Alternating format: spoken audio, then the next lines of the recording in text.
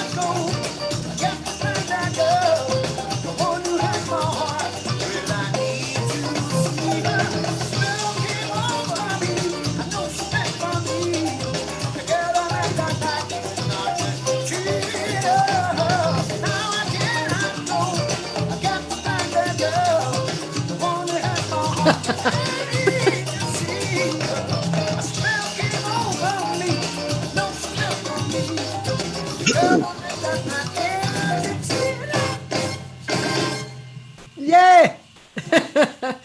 Woohoo! I love that. Thank you. My guest today, Victor Orlando. Yay.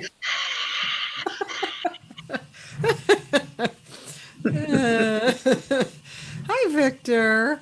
Hello, Kathy. How are you today? I'm good. I'm good. I'm good now that you're here. Oh, well, thank you so very much. You always Glad to be here. you always make me feel good. Appreciate it. Yeah, man. Um, so ladies and gentlemen, so I just want to say that I'm getting I'm getting contradictory information about Facebook, and I'm afraid to do videos because they've been getting a little bit weird about it, both YouTube and Facebook. And so, and I just got some information today that I posted on my Facebook page that it just, as if politics and COVID wasn't enough, now Facebook is getting really stupid. But anyway, so I'll probably be playing some, oral music as opposed to video because I'm just really not sure what Facebook is doing. However, that particular cut, tell us about that cut, Victor. Argentina is what it's called. Yes.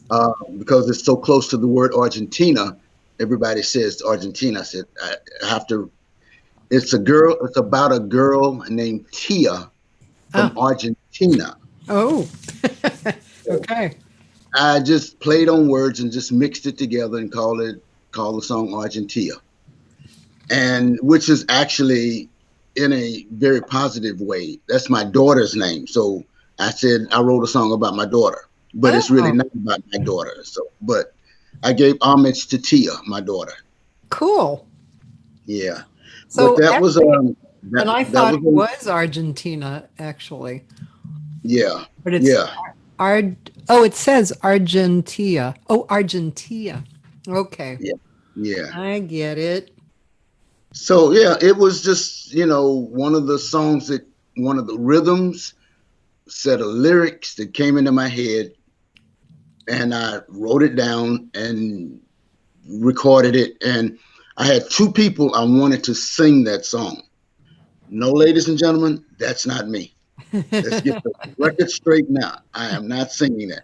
But because everybody said, "Oh man, you sound good," is that you? No, I wrote it in the mind of a Santana tune, Mm-hmm. Sounds like and it. I only had two people to sing it that I wanted to sing it: Alex Lidgetwood from Santana, Hmm. or Mark Anthony, who has that basically the golden voice of Latin. Yeah. And I know of some people that play with Mark, and I know Alex. And I took it to Alex. He loved it. He liked it. He said yes. So end of search for the vocalist. Yeah. And when he did it, it was perfect. It was the Uh-huh. exact vocal I needed for that. It sounds great. Thank you. Thank Real you. great. And I didn't have the right Montuno keyboard on it that would bring the flavor out.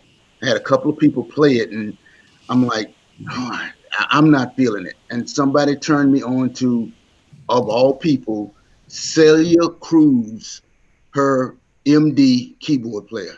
And you Huh. can't get any more Latin than Celia Cruz. Yeah. And he came in and put the movements to that Montuno, and the rest was like, that's it. That's it. Sounds And so great. yeah, I did all the percussion on it, and laid, overlaid, and played on top of, and played up under. And I had a couple of people tell me to separate the solos and separate the stuff. And I'm like, no, it sounds like a pot of gumbo. It just all it's mixing together, and it's bubbling. And you don't want to, just take it like you don't separate the pieces in gumbo and eat it separately. You just mesh it all together, and it's gumbo. So that's what I did on the percussion, and I still love it to this day. I still don't know what I played, but all of that was coming off the top of my head as I was playing. So Yeah. yeah, This was from your latest record, right? yeah. It's from my first CD, Grammy nominated CD. It's been a while, but everybody keeps saying it's timeless and it sounds. I've lost you. Oh, That's there you okay. are. I'm still here. I'm just showing the people, what it looks Right. like. And yeah. It's timeless and it sounds like it's brand new, but it is still from my I forget the year. It was about 8 years ago, Grammy nominated CD In the House. Right here in the house. Yep. Hmm. Cool. Okay. Cool. We'll play more. Uh, Hmm. yeah, it sounds great. It's just so nice Thank to you. have a good recording, you know, of you. And I mean, it's fun to see you live, and but it's great to have a good recording of you as well. Yeah, appreciate it. I remember, one of the first times I saw you was not all that long ago. I mean, we've known each other for a while, but remember that weird little gig in Studio City at that kind of almost private club near the Baked Potato? Oh, upstairs. No, on the ground level, small room, kind of almost a private club, but not. And they had an outdoor patio Little patio thing. on the same side of the Yeah. street as the Baked Potato, but the block west. Oh, Zen Lounge, Zen Yeah, Lounge, yeah, yeah, yeah. Zen Lounge. Yeah. Oh, and then and I saw you a few times there, and it was like, wow, this is pretty cool because you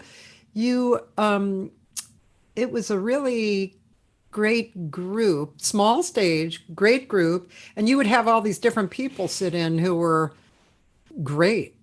Like, I mean, it was obvious that you had great taste and you knew people and your music was together and you were just all together. That was and that was kind of my first time seeing you live, I think. Mm. Yeah, I thought you saw me live at the thing in Leimert Park, the festival in Leimert Park. Oh yeah, but that was much later. We knew Oh, each okay, other yeah, yeah, then, yeah, right? yeah. I didn't really know you when I saw you at the lounge, and then there was something in between that we saw each other play together or something. Anyway, but yeah, that was just it was fun. It was fun to see you there. Appreciate it.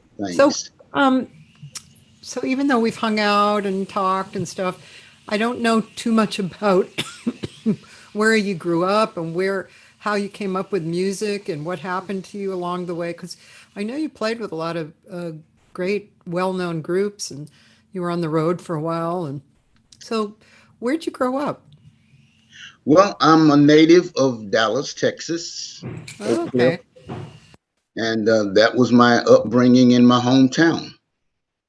And then after graduating, late '70s, I moved to LA to start redoing what I was already doing there, which was playing music.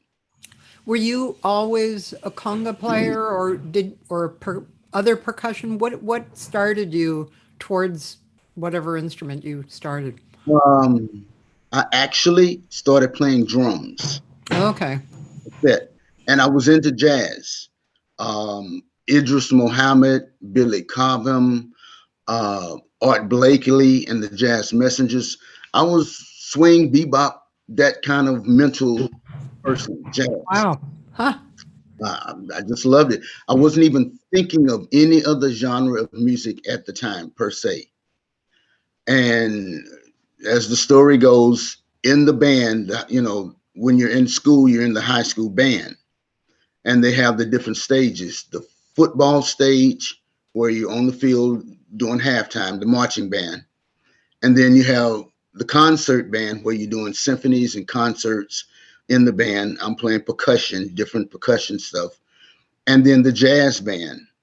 Well, the jazz band could only have one drummer. And as my band director said, we already have a drummer and we have three other drummers in line, but there's a set of congas over there. You can play that. Okay, then I'll do that. And I did that. But it wasn't until Woodstock and Santana that changed my whole everything. No, I So that wasn't even was that in the early 70s or something? late '60s. I mean, Late yeah, 60s. late Yeah. '69 was when Woodstock came out. Yeah. Yeah. So my mentality, my playing, my everything went to congas and percussion from that. Yeah. Well, to see what I was playing and doing up front on the front line with Carlos, and it was two of them, and they had timbales and congas. Like, okay, that's it. That's what I'm doing, what I want to do, where I want to be. And from there, I didn't play drums anymore until this album. I'm actually playing drums on this album on one cut, Oh, really? just to see if Cool. I still had it. I guess you did because you probably wouldn't let the record out if you felt like you didn't have it still. Yeah, yeah. So, okay, so you came from Dallas. Um, God, my old boyfriend was from Dallas. Did we ever talk about Harold Bennett? Did you ever know Harold Bennett? He had well, I mean, at the time when I knew him, he was shaved his head, but he had funny eyes, like loose eyes, and he was a horn player. Not off the top of my head. Yeah. When I left, it's been so long, names would really escape me. Oh, yeah. I'll have to send you a Yeah. picture sometime and see if you knew him. Um, so Okay, so then you were so how old were you when things really started shaking and baking? Well, when I came out here, I guess I was 21-ish, 22-ish, 23. Yeah. Yeah, 20, 20, 72 would have been 20, 76 would have been 24, 24-ish, Yeah. 25 max, yeah, when I came out here. Yeah. So what happened when you came out here? What was going on? Were you like moving and grooving, or were you like kind of wondering what was going to happen, or what was happening? Um, Scared to death because I didn't really, it's California and I'm doing this all by myself. Um, uh, Originally, it's so funny how I got here. Originally, I had a drummer, close friend of mine, drummer in Dallas, and he had made up this story that he had met the horn players from Ike and Tina Turner. And my friend was fantasizably crazy. Oh man, I just met them, and they said when we come to California, they're gonna put us in Ike and Tina Turner. My head went, wow, let's go. I have nothing else in Dallas to do. Let's go to California and be put in this band. Now I'm not thinking any procedures to it. I'm like, he said they're gonna put us in the band. Let's go. Well, that's what mentally got me out of Dallas. But from that point on, it was disaster after disaster. Oh, We we drove to San Antonio to see his wife on an army base. He got in some trouble and got himself locked up.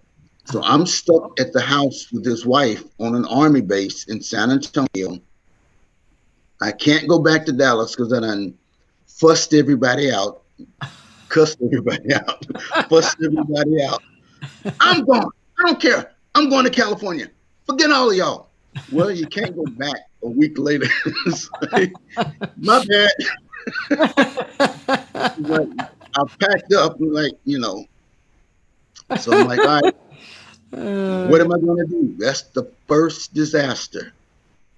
And luckily, I knew the wife. We were all high school room classmates, so I yeah, knew the wife. yeah.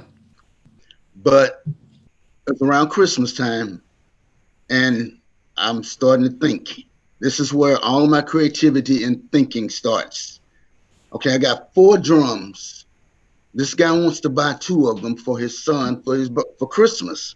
Like, fine, I will sell you these 2 drums, take the money, get on a Greyhound bus, and go to California by myself. And that's what I did. That was my way out of there. I sold the 2 drums and came to California. And that was another whole journey that started, but I just had to get out of Texas first.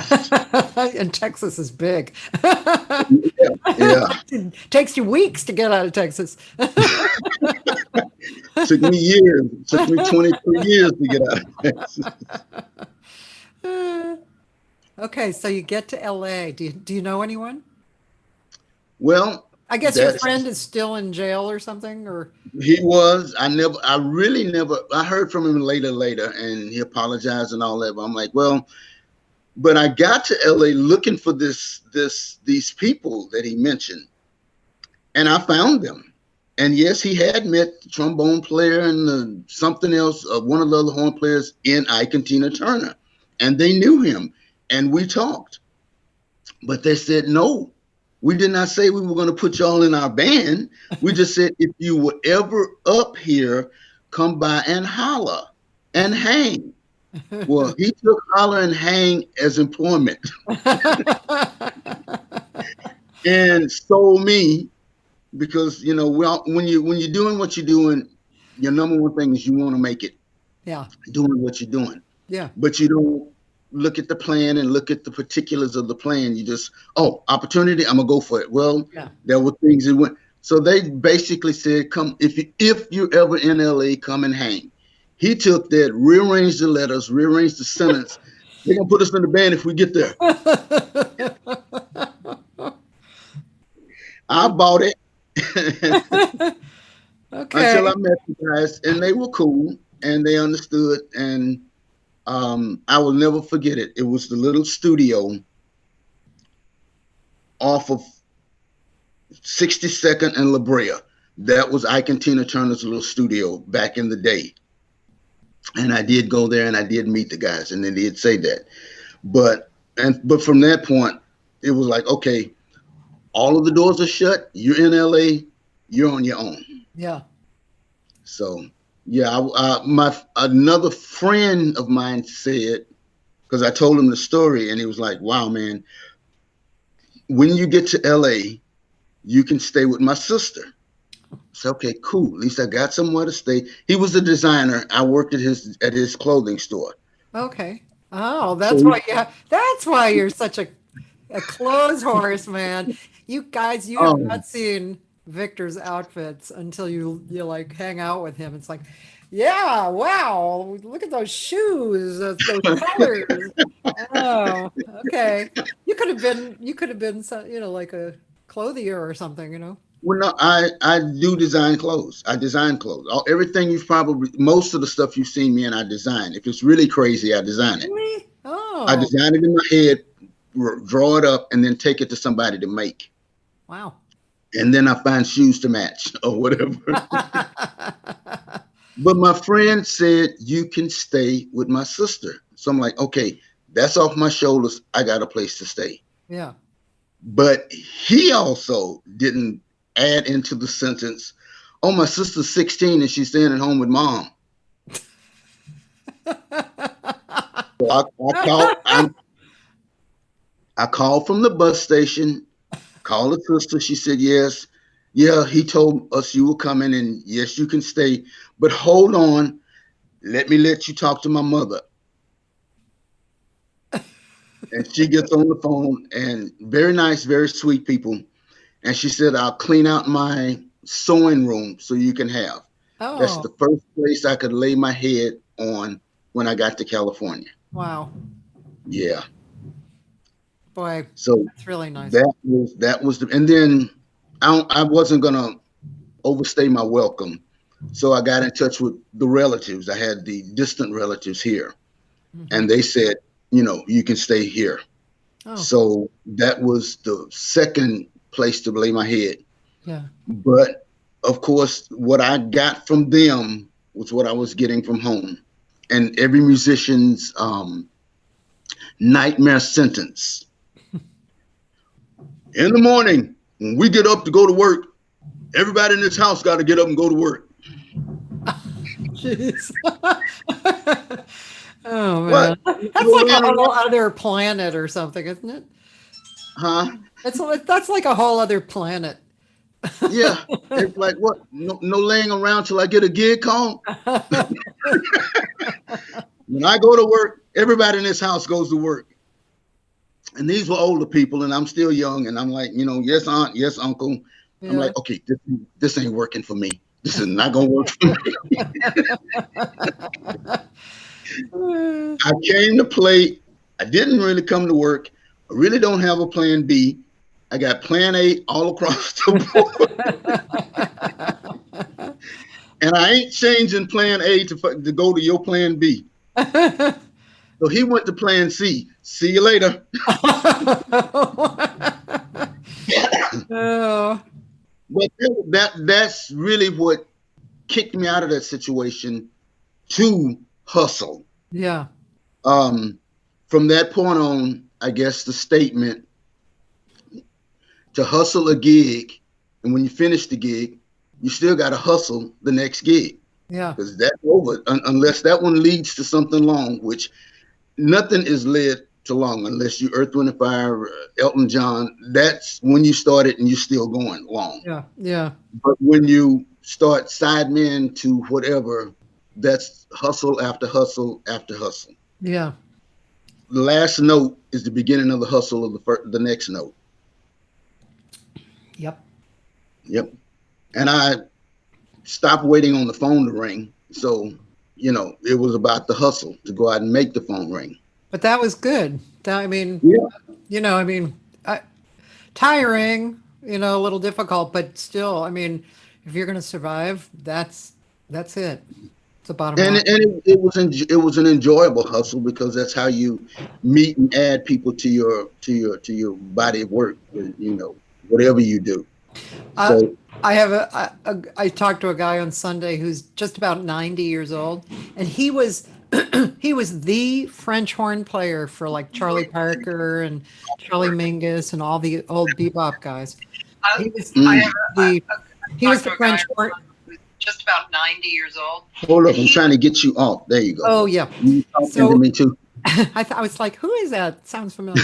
Um, but he called it the scholarship. He said he had a scholarship in the University of Hangology. Well, that's kind of like what I did and I said, and I don't know. I would never recommend it for anybody else to say or do. But when I graduated, I was the first to graduate in my entire family situation back in Dallas. Grandparents, aunts, uncles, parents, the whole nine. Nobody got past whatever grades they got past. And they wanted me to graduate, but they wanted me to go to college. And when I flipped the hat up, I said, that's it. I said, from this day forward, the stage would be my college. And I would go to school every day and learn something different about that stage or this business or whatever every day for the rest of my life. So I'm still in college, Cool. musical college. Yeah. Well, And boy, it's life college too, though, isn't it? that too, yeah. But Yeah, the it really lessons is. you learn in music college every day, you know, Yeah. you apply them to you and keep moving. Yeah. Yeah. So, yeah, I'm with you, man. So, um, okay, so you're in LA. This is a great story. It's crazy. It's a Yeah, crazy. yeah. So you're in LA and you are kind of kicked out basically of your, relatives, right? Yeah. And then what?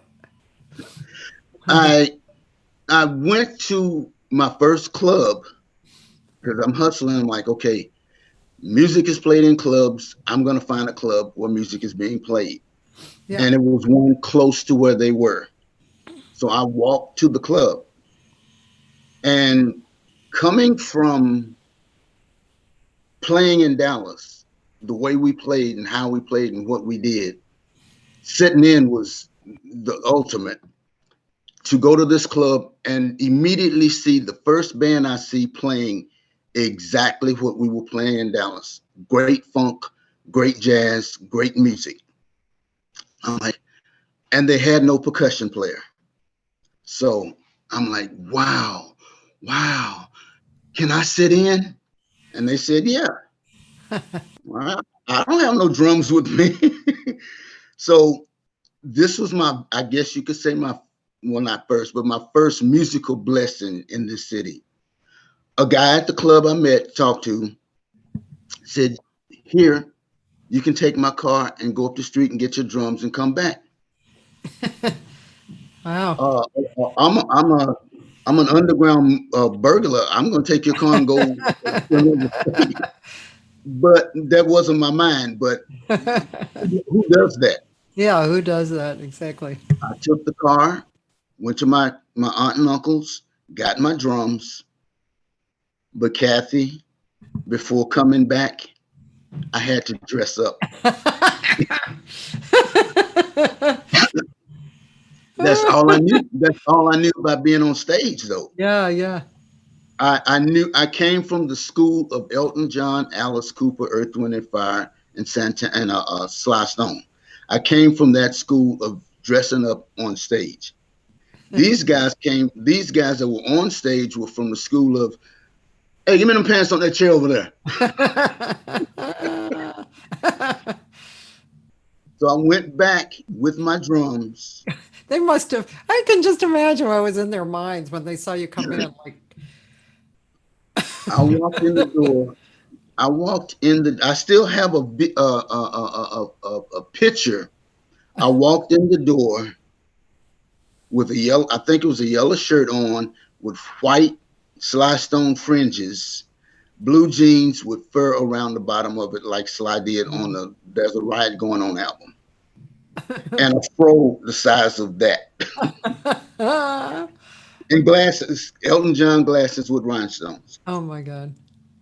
And I walked back in there. I'm like, I don't care.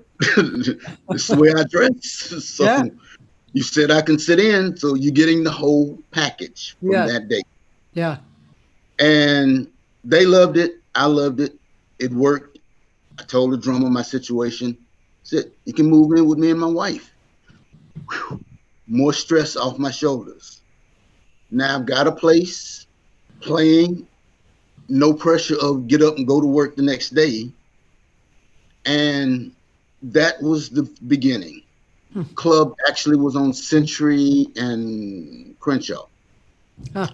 in like 78, 70, 78, 79-ish. Yeah. Yeah. And I still talk to all of those people that was in that group to this day.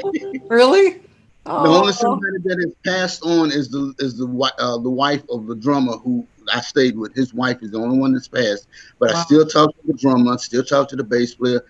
Was in the bass player and the guitar players group. Still play with Mikhail Majid was playing at the time.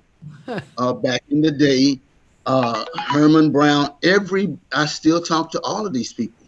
Wow. Memories. That's really incredible. That's definitely a blessing. Wow. Yeah, It's amazing. It's great. I love I that's I was talking with some people last night about they were saying, "What do you like about doing all these interviews?" And I said, "I just like hearing how people who have accomplished stuff, in their career, they had a beginning that was one foot in front of the other and they just kept walking. They were doing what they really wanted to do. Somebody saw them, helped them, and then it just the ball started rolling. And I think I find it fascinating to hear. And I think people who aren't in our business are probably fascinated by it because I don't think they've even considered that that's what happens, yeah. to They everybody. don't realize what we go through. When I used to go back home Thanksgiving or whatever and sit at the Thanksgiving table and tell stories of the exploits of what I've been doing, they're in deep shock.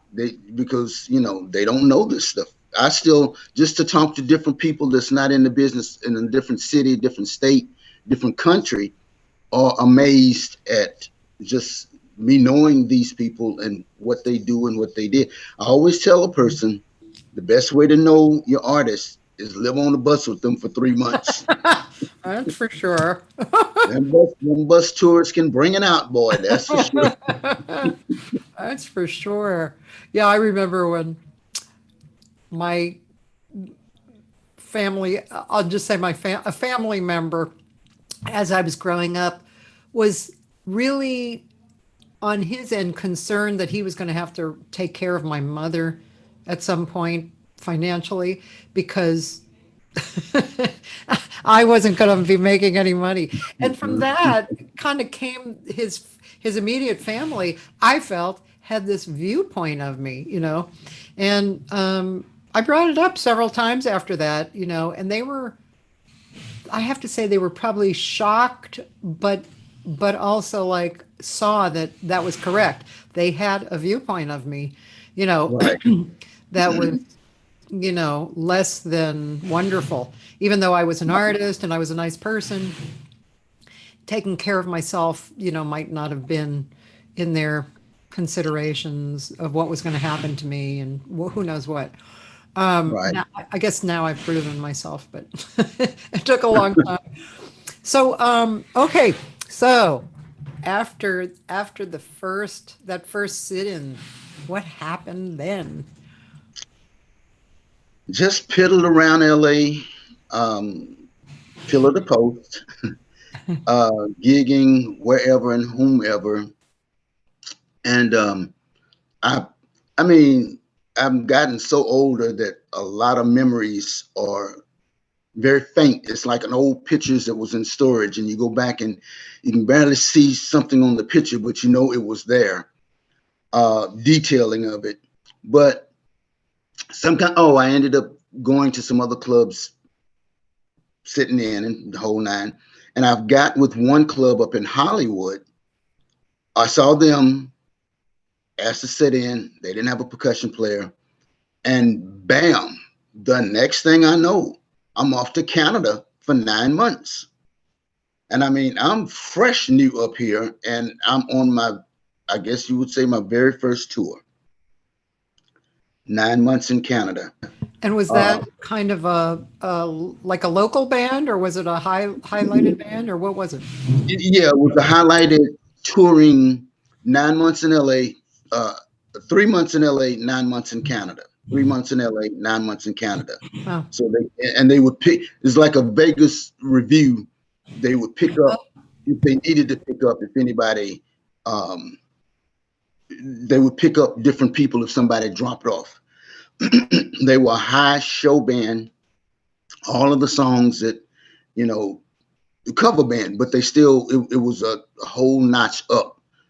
Dancing, singing, and playing, and uniforms. Oh, I couldn't wear my outfits. It was uniforms. We looked like the Commodores with the little stuff on the shoulders and uniform. But it was cool. I got to wear my stuff outside of that.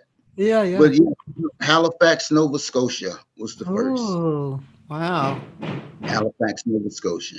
Nice. And I, of course, never been there. Uh-huh. Didn't, but we were playing. It was exciting. It was Canada. Yeah.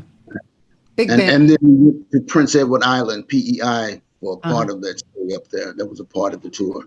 What nice. That was a large group. Yeah, 13-piece band. Yeah. Yeah. And those were the days. The music was so much fun, and Yeah. yeah. Music, horns, singing, Yeah. playing, dancing. Yeah, that was fun. Yeah. So you were there. Were you with that band for more than a year, or? No, I did the 9 months, and then after that, I felt and wanted to do something else, do more. Yeah. So they gave me a ticket back to LA, they gave me a ticket back to LA, and then from LA I went back home. Oh. Because now I'm back from 9 months in Canada, and I'm back in LA. I'm like, I need to go home because this was starting to not work for me. And just the times got down on me. And I was like, okay, can't go back to the relatives, can't go back to my friend's mother's, sister's house. Let me go back home and pick up my face and go back home. And I did. But that was a temporary thing because I'd already tasted LA. Yeah. It was just a matter of regrouping and going back. Mm-hmm. And basically that's what I did. I regrouped and then I came back. And then Yeah, I'm really pushing your memory, huh? Okay. yeah, because I'll play something from that same record. And any particular song that you think from that record, what would you like? well, if you want to go jazz, yeah, right there where your finger is, go to Serengeti because you want to go jazz. Okay, cool. All right. So meanwhile, you try and remember what happened next. Let me take a nap. My brain is overloaded. Okay, this is Victor Orlando from his record Into House. Is that it? That doesn't sound like There it. may be trouble. No, that's not it. ahead. Free 2-hour grocery Oh, delivery. that's an now with ad. Prime. That's an ad, probably. I was going to say that doesn't sound like it. Is that it? There it goes.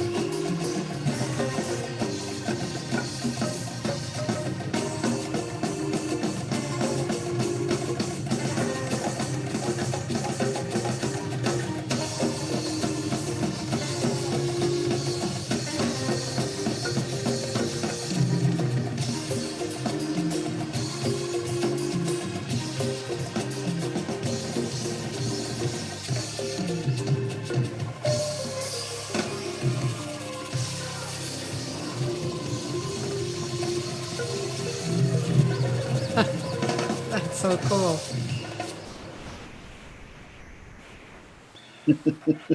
Was it your idea to put the animals in the background? Yes, ma'am. I love that. That is I really cool. I actually had a lot more animals in there until one of my producers said, "It's too many animals, Vic. Too many animals." Oh, it was riddled with animals. That was really good, though. Yeah, Thank you. sounds really good. Um, Thank you. yeah, I was going to say that, one thing I've always noticed about your playing is more than other conga players that I've heard is that you really have a groove. Like conga players, of course, conga players, there's great conga players and they have this rhythmic Latin thing, but you have this kind of juicy groove that's really unusual and wonderful. Well, thank you. But I'm not the best. I'm not the greatest. I'm not the whatever. I there's a lot of cats I still look at and listen to them like, oh snap. And I sometimes still say it, but I used to say, dang, I wish I could play like that. But I was told and taught and that don't play like that. Play like you. Yeah, Oh, bless you, bless you.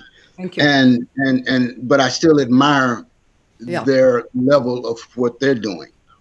But what makes mine different is I came from playing drums and I come from funk bands, so I come from grooves, but just adding 2 or 3 tablespoons of jalapeno spices and all of that to that, so you got groove spice, yeah, and that's what I guess gets me a lot of work. yeah. Playing grooves, and somebody, I don't know if it was Billy Mitchell, somebody told me, man, I've never heard a conga player swing on congas in pocket. That's coming from being able to, play jazz and swing and not be in the way of everything. Yeah. There's a time for Latin rhythms, and there's a time for just swinging it in the pocket. And this is I know you're a very humble person, but I know other percussionists who are drummers too. They don't have that. They don't have that particular thing. So it's a Victor Orlando thing in particular. Um, I think you should write a song called Groove Spice, or maybe the next album title or something. Yeah, no, that's what I like doing, and I came into not comparing myself to anybody anymore. I came into not caring what they thought, because there's the purists that will cut you up and spit you out because you're not doing it the right way. Like, I was doing a salsa gig. I'm playing in the middle of I'm playing alongside of Tito Puente Jr. and Tito Rodriguez Jr. I mean, their dads was the echelon of Latin music. Yeah. I'm playing and hanging with these guys, and a bongo seria guy out there is like, let me play, man. You don't know what you're doing. You're not playing with them. I'm sorry. What is a bongo seria? Well, congas are called congos. Congas. Cungero is a cungero, a person that plays congas. A Okay. bongo stereo is a Oh, bongo player that plays bongos. oh, I see. I'm from Texas. I say they bongos. They say bongo. You Yes. play bongo. I'm like, okay, whatever. Put a slash over the top of the O, make it bongo. That's where the purist. He said bongo. I'm country. What do you expect it to come in language? I play congos and I play bongos. But I hate it when I do a show and somebody comes up and I've played all night on conga. You play good bongos. I played other stuff too. That was congas. It's a whole different thing. Thank you very much. Thank you, ma'am. You're 97. You don't know the difference. You play timbales too, right? Yeah, I play at them. I love. I think timbales are, They're loud, but they're amazing. but they're amazing. Yeah. Yeah, I once found myself on stage playing alongside Pete Escovedo. And I look back at the video and I'm like, what the flip are you doing? You go But get he's so out of there. nice. He's Get so out of nice. there. He Like, probably was like totally great to you, right? Yeah. Oh, he was amazing. Yeah. But I'm like, get out of that lane and get back in your lane. Go next door to the Cougars. No, there's a video on YouTube. I did a Santana tribute show, and I graciously asked Pete Escovedo, since he was a former member, as I use different members sometimes. Greg Greg Walker sings with me sometime doing the Santana thing, and I asked him to play, and he said, "Yeah." I was like, "Oh snap, this is gonna be good." And but it was a song we were doing, and I was taking a solo, and he was, and I found myself standing next to him on timbales, and we were trading, and I'm like, "You don't trade with the king. You get back in your lane." But I mean, it was so much fun. I didn't look at it that way until I looked back at the video. So, what are you doing? What? Dude, they're gonna interpret that wrong. That's funny. But, But see, yeah, that speaks to being in the moment, right? When you're a musician who can be in the moment, you're just yeah, having fun. you just have But fun with it. Yeah, I can relate to he that though. he didn't chew me up. He didn't chew me up and spit me out either. He played Pete Escovedo, Yeah, yeah. and I played Victor Orlando, and you could actually see the difference. Apples and oranges. But his daughter actually set the stage for my mentality. She said, "It doesn't matter what you play, long as you play from here, you playing it right." And I'm like, okay, then I don't have to answer to. I used to be afraid that Sheila E., Pete Escovedo, Tito Puente, Mongo Santa Maria, all one of the great, because this is LA, you never know who's going to come to your show. Yeah. I often wondered, oh my God, if one of these people walk through this door and hear me playing, I'm going to get a big review and write up the next day. This guy was not in his proper lane. And then one day I just said, forget it.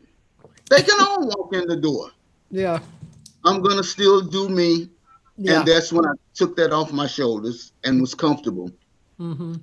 But I still get people saying stuff about me and or my playing, like, dislike, whatever. And I'm like, okay, well, I hear you, but I'm not going to go to bed with what you said and Yeah. wake up worrying about it in the morning. Yeah. So I just try to have fun. Yeah. If the rhythm come out right, if it doesn't come out right, did you put a pork chop on my plate for dinner? Well, if you didn't, then And I even ate if you did. whatever, whatever got me this pork chop on my plate, I'm gonna go with that. Yeah. Okay. Well, okay. So, Well, I'm a comedian, so I keep it light because I could tear up in a moment and go doom and gloom on I you. know, but you Oh, have, my life was so miserable. Everything was crushing down on me. I couldn't get a gig. well, you have a good heart. You always bring the blessing into everything, and I appreciate that a lot. I really do. I That's why I like you. That's why I hang out with you because that's my kind of people. appreciate it.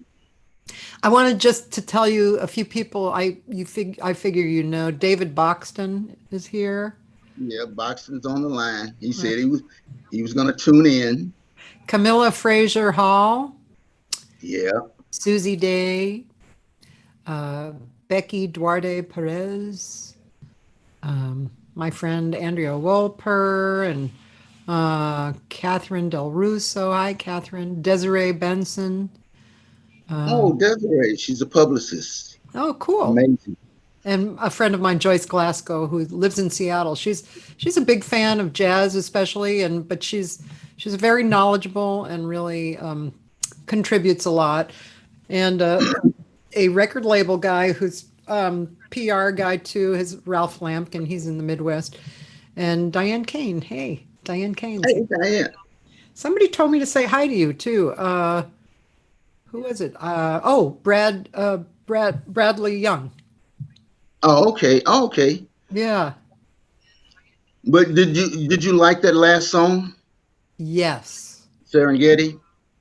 Yes, with the animals. Yeah. Yeah, that was um, did did it?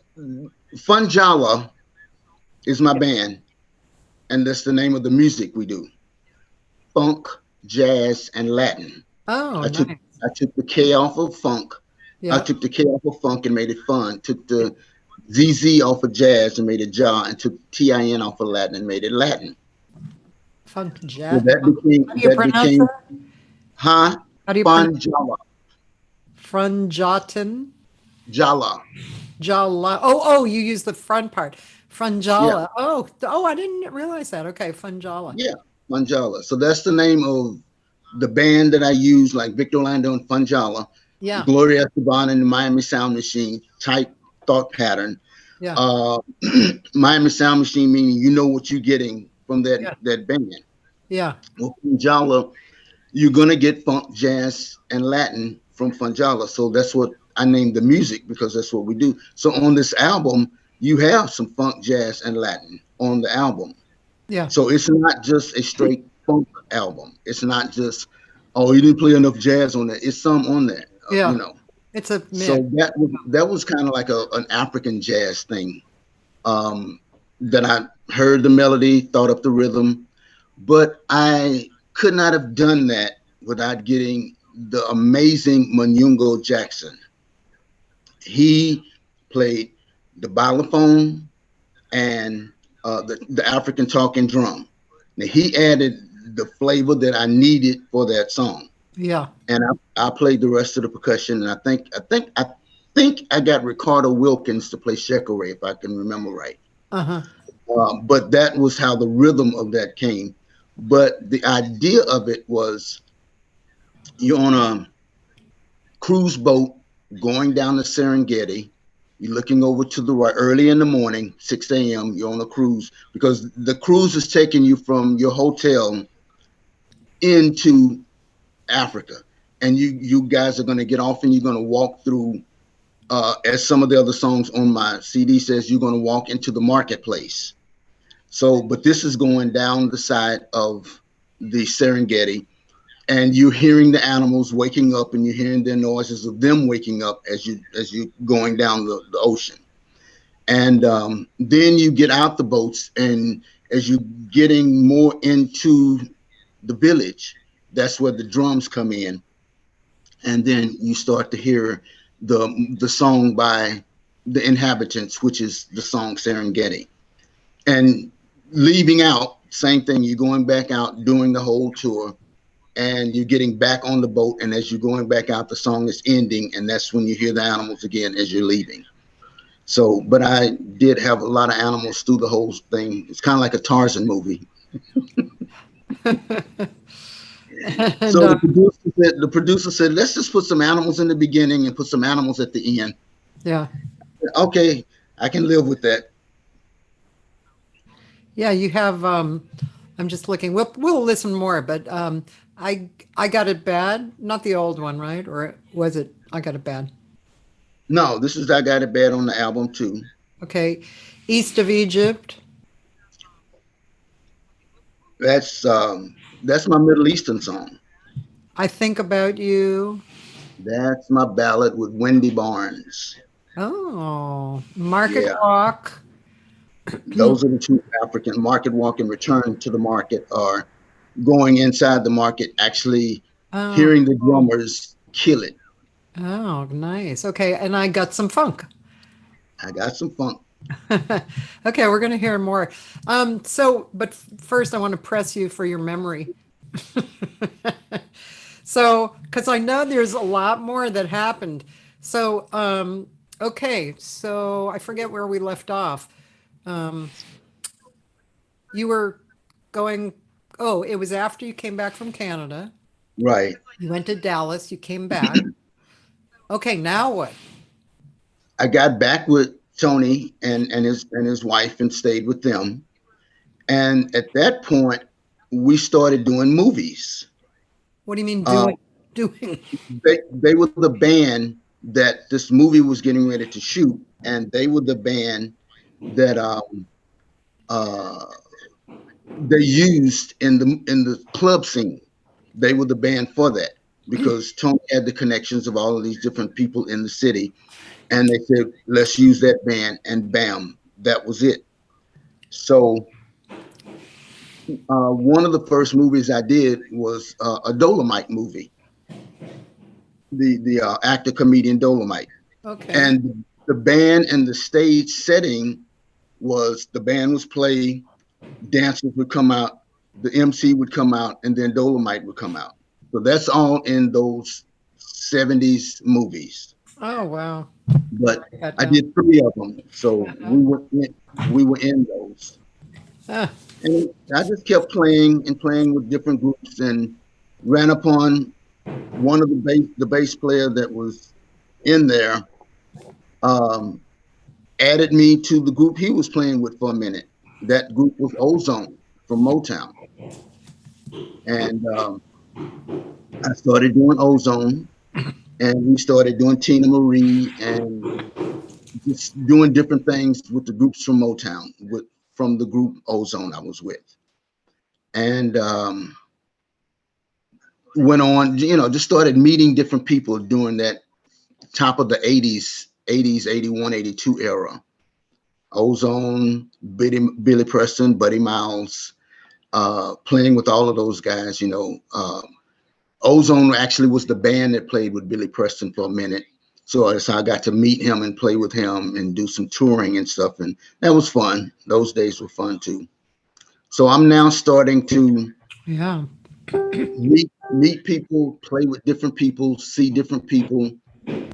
I all I equate there's a line, there's key, bass, drum, vocal, percussion. There's a line for each of these people.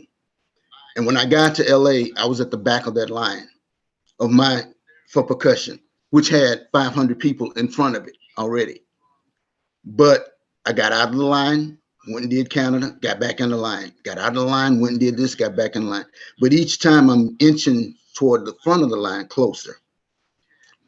And it wasn't until Yarborough Peoples and Robert Goody Whitfield got me out the line again, and we started touring with the Gap Band. That I was out of the line, moved to the front of the line, whatever. I was out the line. Basically, I don't want to say for good, but I was out of the line. And now I don't have to get back in the line. I just wait on the phone to ring. So that's a blessing that I don't have to get back in that long line because there are people coming to this city every day getting into lines. Yeah. And there are people that are still in those lines back in the day, still trying to get to that number one chair in each of those categories: vocalists, drummers, bass, the whole nine. Hey man, my friend just got in town. He's a drummer. He's a guitar player. You know anything for him to do? Get in line and hustle like everybody else. But I can't put him in the line because I'm not. I can only do so much. You know, I always say if you can't help somebody, don't help somebody because your help may take them out the line. They get out there with you, and it all fall apart. And you look up, and oh, you got 100 more people to get back behind again because you got out thinking that help was going to help. So I try to make sure if I'm gonna help you, if I get you out of the line, I'm gonna help you at least to get you one more spot in when you get back in, if I can. So, how long did the Gap Band gig last? Forever, it seems.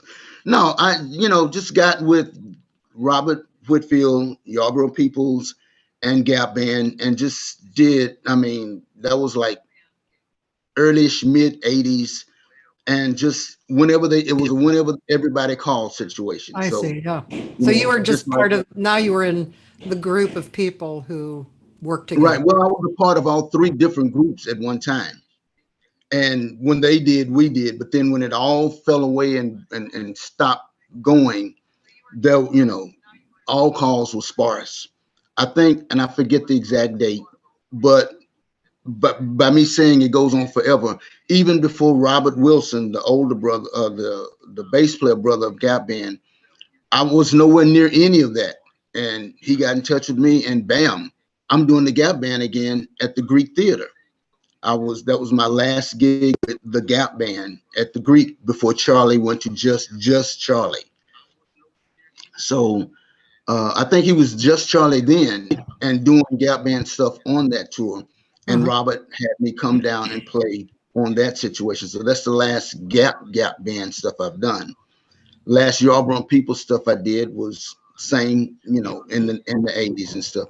But it's Mhm. all been fun. It's all Yeah. been great. Yeah. Um, so okay. Now then there was some acting that you've done too, right? Yeah, in the Rudy Ray Moore movies, I got a little extra work in there. But from after that, I got hooked up with Central Casting, the Bible of extras in this city. Uh-huh. There's not a TV show or movie that goes on that they don't have 99% of the hand in. So I got with them, and they start sending me out on stuff. So needless to say, I've done pretty much every 80s TV show there was to do. Living Single, Living Color, Martin, Fresh Prince, a lot of major, some extra work, but a lot, some of it was principal extra, where me and my daughter used to say when we did shows, how many seconds? Because that's how you gauge how long you're on TV. This is like, okay, that wasn't worth it. And this was like, okay. And That this was was like, better. okay. So I got a 5 second today. Ooh, 1, 2, 3, 4, 5, gone. So we used to gauge, our TV shows by seconds Uh-huh. between crowd scenes and major. But I've always knew where the camera was and made sure if I'm gonna waste my 8 hours, you're gonna see me.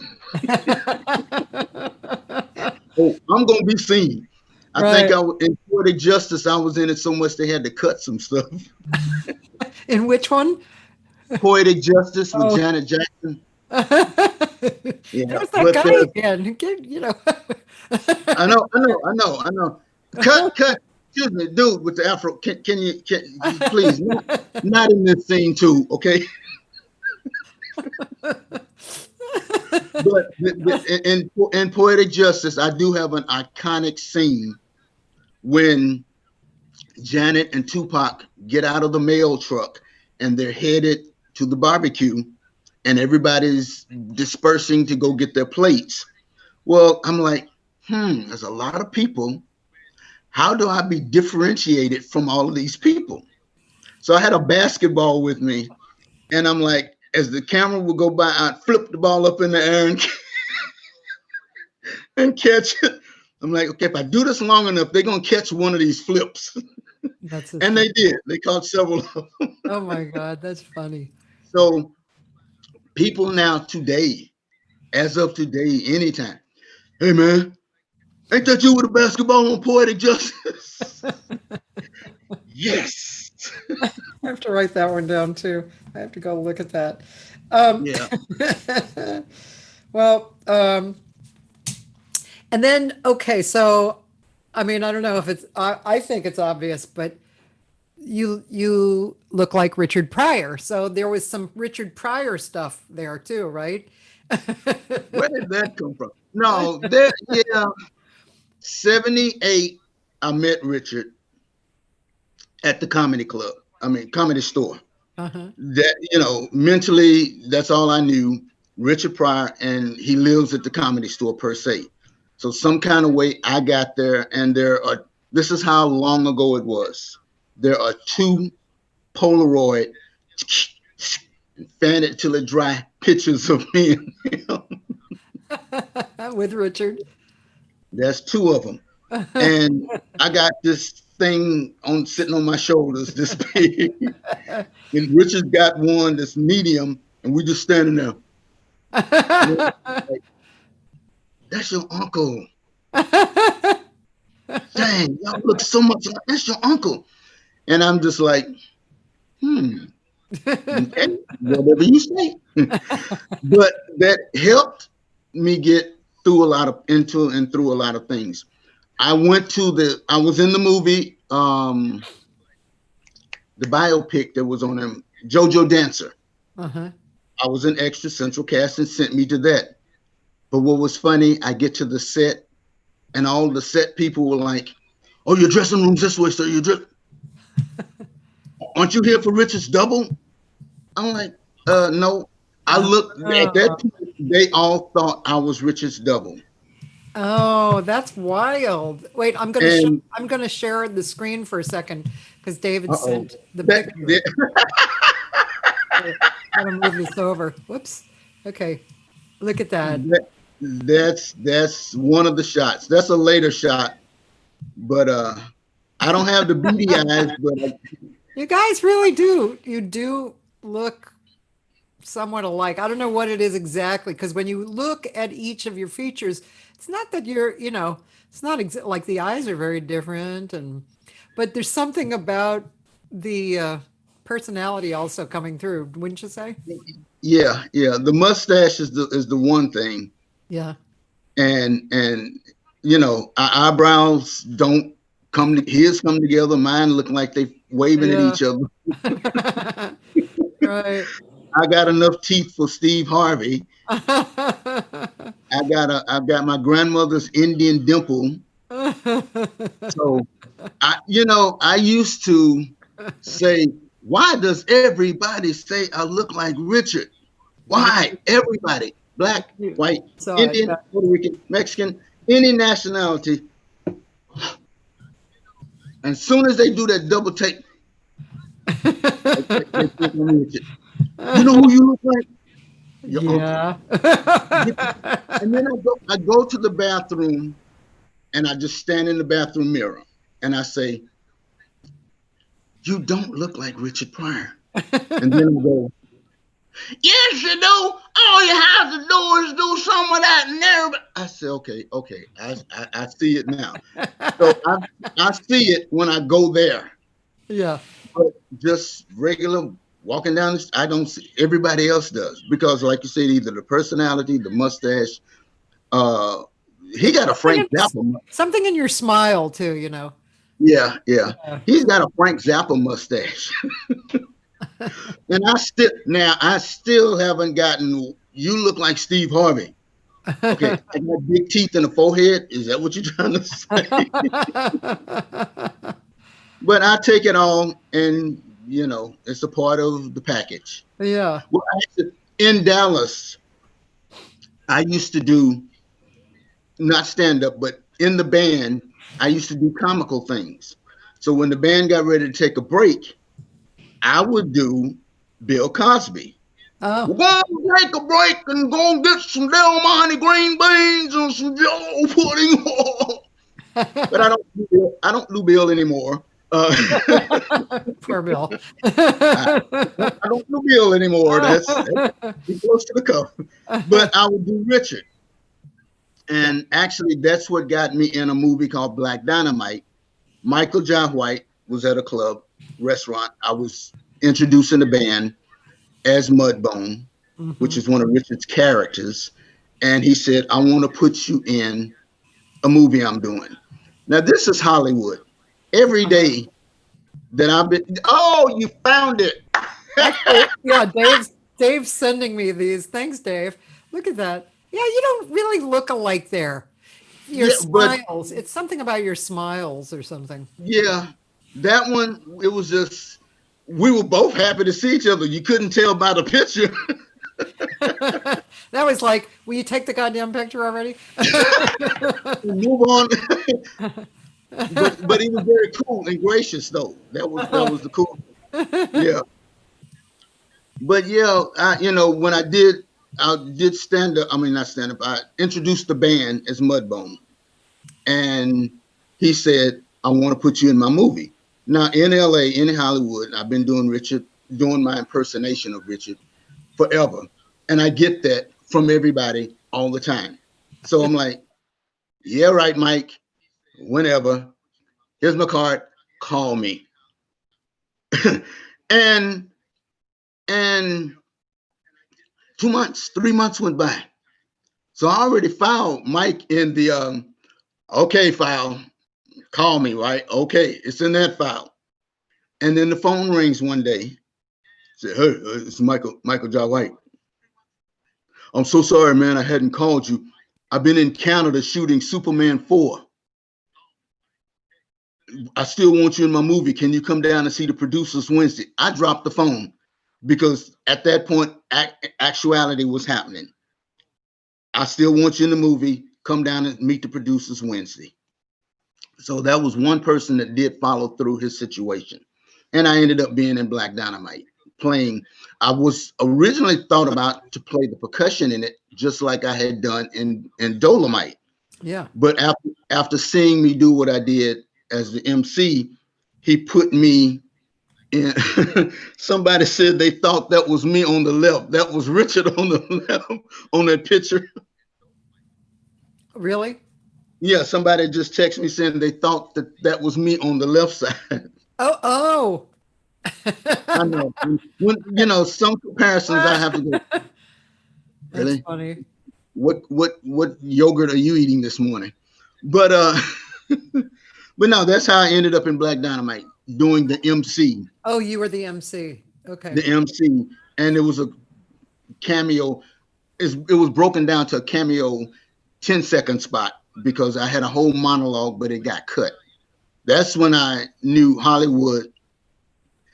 Where's the scene I did on the cutting room floor? Oh, okay.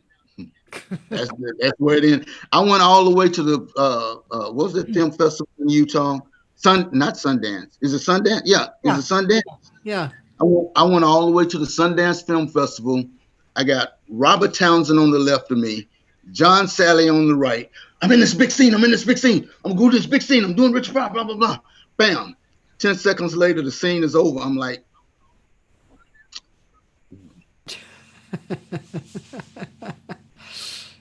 I can't say nothing else. It was 10 seconds. But it was enough. It was Yeah. enough to say I did that movie. Yeah. So Yeah. Sure. Sure. Um, let's see. Um, yeah. I also, there's so many other people who have joined on here, but it comes up on my phone instead of my computer. So there's a lot of people probably I'll just name some names: Myron Smith, Ron Roseborough. Um, do any of these? Oh, Diane Kane said, "Living single. You worked with my sister-in-law, Erica Alexander, Maxine Shaw, the lawyer from across the hall from Latifah." right, that's my friend. Yeah. I in a lot of these shows, I'm friends with a lot of people. Erica is one. Oh. Um, um, um, TC Carson. I Mm-hmm. ended up playing with TC because he's a vocalist for real. Yeah. And Ndugu got me on a gig with TC Carson, so I got to play with him. Yeah. Yeah, that's why I said in this long stretch of stuff, it's just been one Yeah. connection to another to another. Yeah. In Living Color, my girlfriend was I guess, I don't know what to call her, music director or supervisor for that show for years. It was Nancy Severinsen, Doc Mm, Severinsen's daughter. hmm Yeah. Yeah, I did just an extra thing in that once, and I think my daughter was in it, Oh, cool. and I the funny story in Living Color as an extra hanging out, and I'm like, okay, there's Keenan, there's Damon, there's Carrie, there's all these people. I just want to say hi and meet them just to say hi. And I met Jim Carrey, and I did some Richard for him. Uh-huh. You know what he did? He immediately took me upstairs to casting to Ah, let them see me do Richard. wow. That was so cool of him back in the day to do that. Yeah. Yeah, but Nice. he saw that immediately, and the same with um a lot of people when they see it, they really see it. It's not like I'm joking around trying to play like it. I get into that whole thing of it. You know, fingers and everything. Let's listen to another song. Yeah, I was gonna say, but I'm a musician first. Yeah. Well, You can yeah. do the one by Wendy. You can do the one by Wendy because that was something that was. I Oh, think yeah. about you.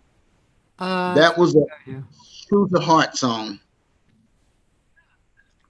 cool. Let's see Okay, if here we go. people like that.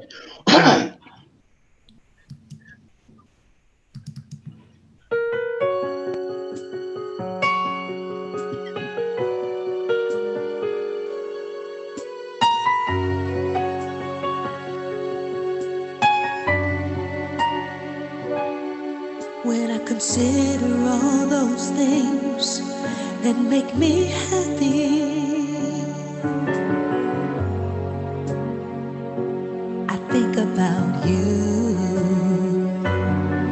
When I consider all those things that make me sad, I think about you. I think about you. I think about you. When I consider all those things, I think about you. I think about you. I think about you. When I consider all those things, I think about you.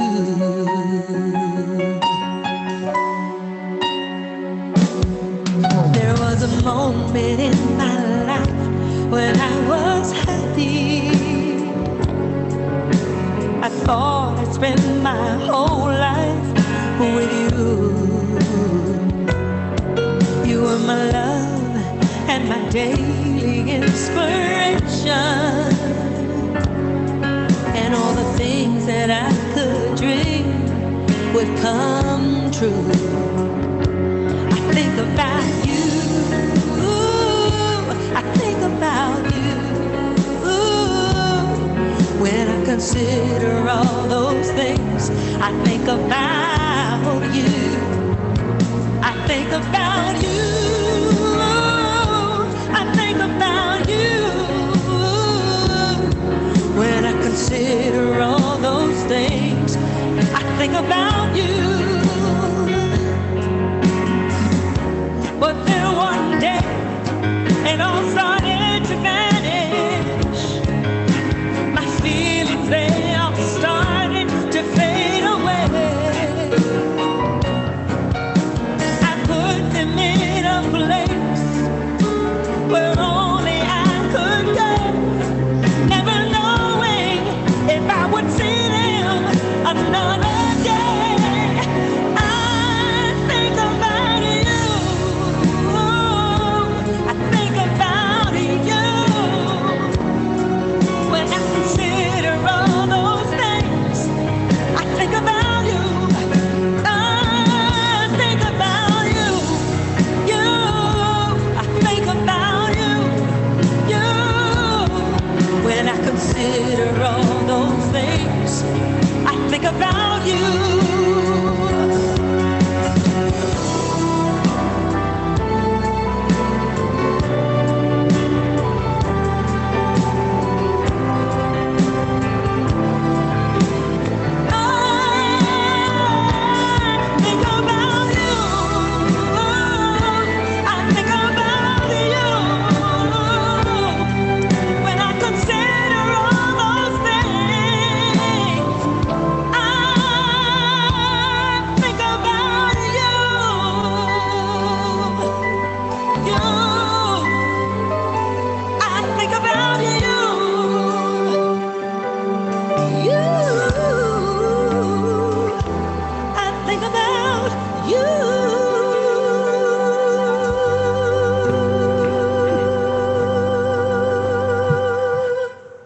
Nice. Beautiful. I love her. Whoa. Brings a tear to my eye. She's really good. Yeah. And it sounds the record sounds really wonderful. It's very well produced. Thank you. That's Daryl Austin on keyboard, Uh-huh.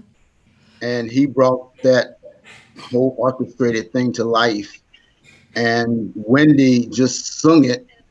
Um, and I'm actually kind of looking for a male to sing this and do a male remake of it with a male voice. But it's a balance. I put it out every Valentine's Day as a reminder for people to think about people in their lives, good, bad, and otherwise, because that's what we all are to each other is a memory. Yeah, We're a memory. So good, bad, or otherwise. that's true, Victor. It's really true. Yeah, I was, Yeah. I mean, I think I can't remember which number this is as far as the amount of shows I've done. Something like, let's see, 7, 8, 9, 40. This is 141. Ooh, And I, I mean, of course, I remember all of them, but as soon as I do them, they're gone, and now right. it's about now, right now. And I'm not calling you. I don't know what that was. I've never heard that sound. Huh, interesting. So anyway, yeah, so that's really true. Very true. See, Yeah. that's why I like Victor because he says these things and I go, yeah, man. Yeah, Thank you. yeah. I'm just being me, good, bad, or I know otherwise. it's good. In this day and age, what it's, I'm not going to go deeply into this, but it's just such a surreal time, and and you see people's emotions and perspectives and decisions rise up a lot, emails and social media and stuff, and it's disturbing, because it's almost like being in a in a long marriage and then at the end it goes really bad and you're like, was I married to you for 20 years? That's how did that, I don't even understand how that occurred, like a lot of it good, and then to know that you're like this, so you know it's not all like that, but it's tiring, so it's really nice to speak with somebody and to know that somebody's on the same page as you, at least on Oh, yeah. in whatever general area, Yeah. You know what? You just said that and it made me creatively think of life is like going to a movie and watching your life and life in front of you, but you can't get out. You can't leave the movie. That's what's on the screen. You have to see the movie. If you leave out, you die. If you leave all your memories, that's it. You don't see anything else. But if you stay, you're gonna have to see the good, bad, and the otherwise while you're there and deal with it. You can't even go get any popcorn.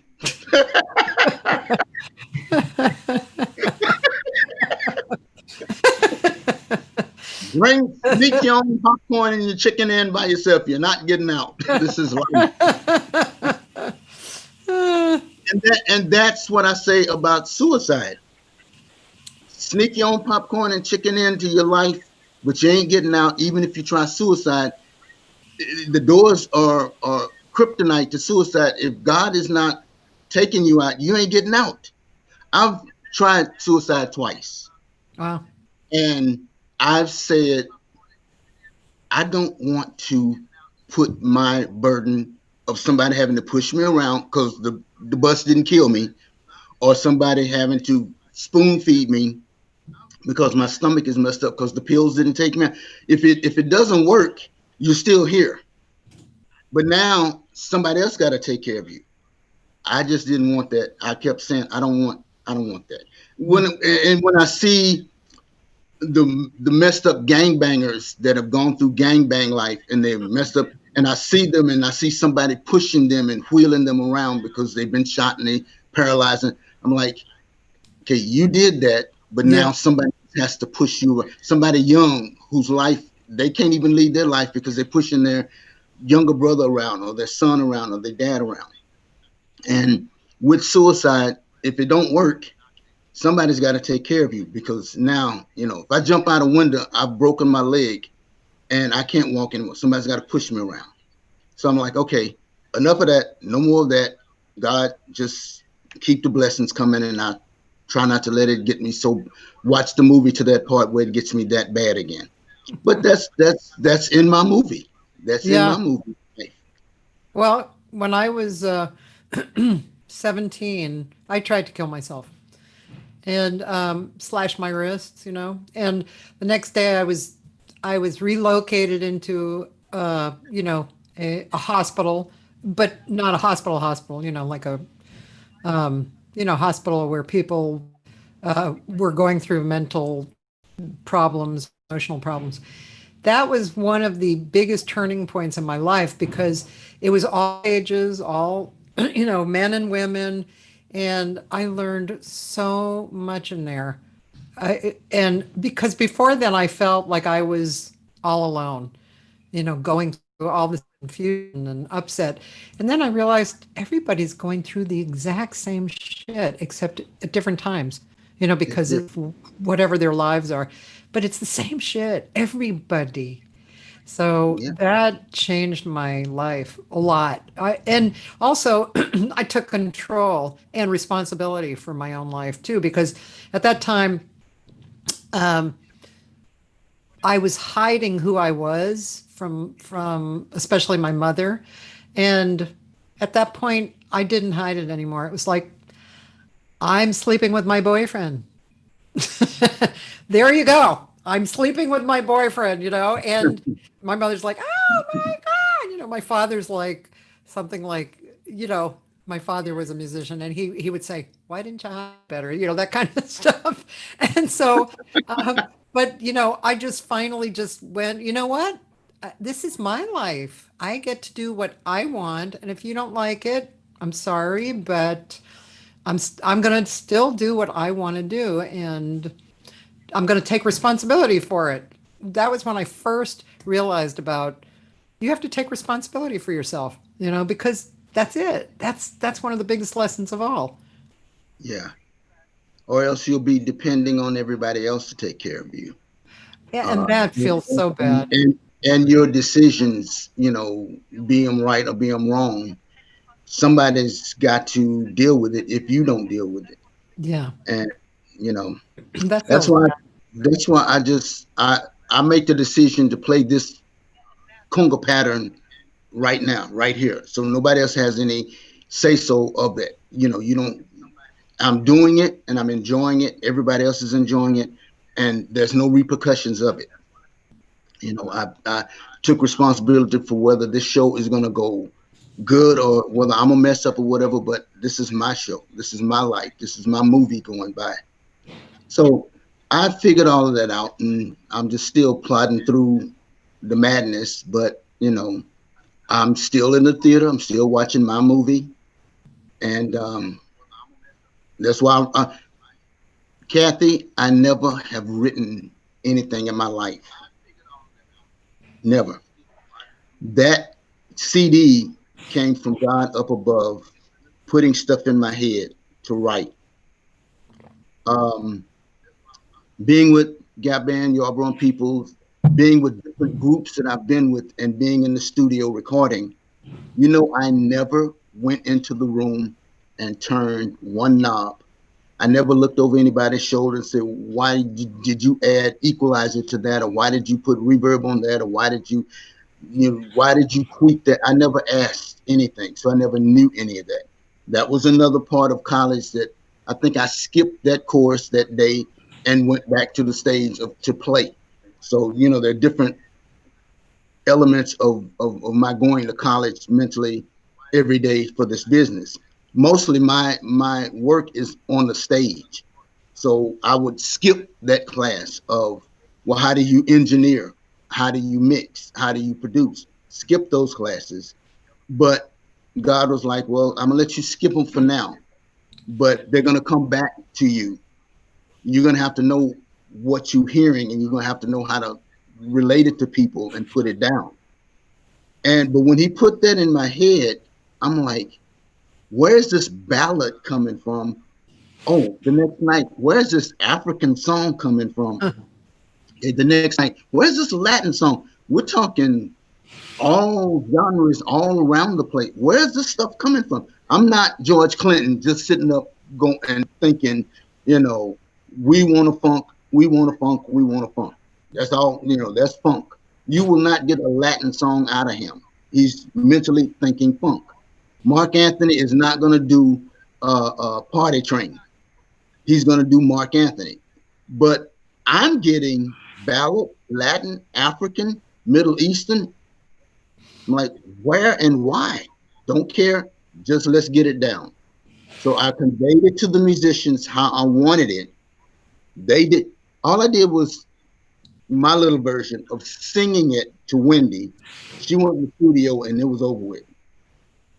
All I did was tell certain people, give me this. They went in, it was over with. So I didn't have a chart for Daryl to sit down and go, do boom, do boom. I didn't. But in that solo part of that song, I Think About You, I didn't want the traditional saxophone. Everybody did that forever. That's an oboe taking that solo. That's why I said, let's get a different instrument. Let's make it an oboe. And I'm still trying to peddle that song to two people, Diana Ross and, oh, my name, Vegas. She had the husband. Oh, it'll come back to me. Those two people I had that song in mind for because I could see them coming down the stairs singing that song. Um, so that's how I wrote, thinking about certain people and how they sounded. Let me, I tell young people, you don't want to put out a brand new album on you of just what you think you are. Everybody was like, okay, that's you. But you put out something that sounds like somebody. Now you got more people listening to you, and then get them comfortable with you, and then you can push you on them.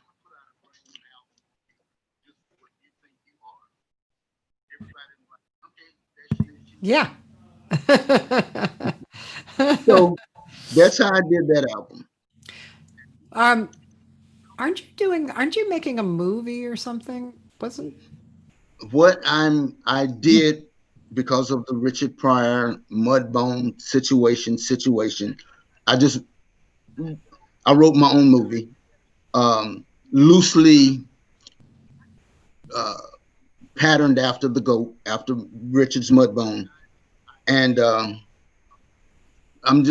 that takes time, and I'm noticing that takes time. I've written it. I've had co-writers. Cy Richardson's one of my co-writers on it. We've done the table read. We've done a promo video for it, but just getting it to the right people. And then COVID comes and all doors are shut for a while before you can do anything else on it. yeah. But people didn't know or don't know, I did come from theater in Dallas too. Yes, you say, I've done theater. I've done the Denzel things. No, I did theater. I was the first black Ebenezer Scrooge in Christmas Carol history. Yeah, I played Oh, Scrooge. I would like to see that.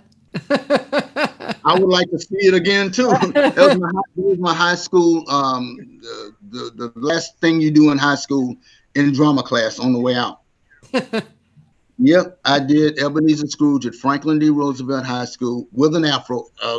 Scrooge with a fro. Hey, you, that young boy down there. Have they sold the turkey in the middle of the fence? Here, here's 5 pence. Go and get it for me. So, but what was weird toward the end of the play, because I got the play because somebody defaulted, and the drama teacher gave me the play to do. I didn't have time to learn the entire script. Oh, you're getting a lot of inboxes. That's So the I was running around the stage doing that last scene of Ebenezer Scrooge when he woke up from the three ghosts and the whole nine. But I was running to the side of the curtains, and somebody would throw me my next line. Oh my God. You're talking serious improv ad lib, you know. But that's all I can remember. I still keep in touch with a few of the classmates from that too. But I running can to the just side of imagine the that. thing, I did Pearly Victorious. I did Five on the Black Hand Side. I was in the only African American in the only play production of. They had a run of productions, and I did 500 Bales of Cotton by Tennessee Williams.